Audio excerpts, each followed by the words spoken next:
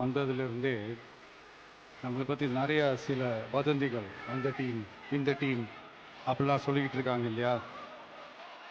ஆனால் இவர் எந்த டீமும் கிடையாது, மக்களுடைய டீம்,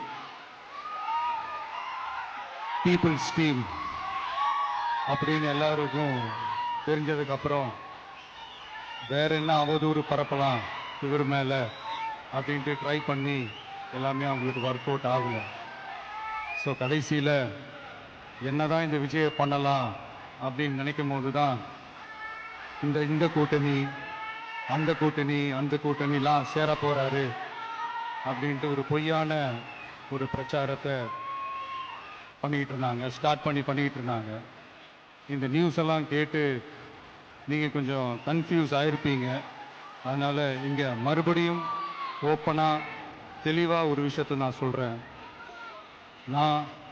நாங்கள் எப்பவுமே மதச்சார்பற்ற கொள்கைன்றதில், அந்த ஸ்டாண்ட்லேயோ, மதச்சார்பற்ற சமூக நீதின்ற அந்த நிலைப்பாட்டிலேயோ எப்பவுமே சமரசம் வச்சுக்கவே மாட்டோம்.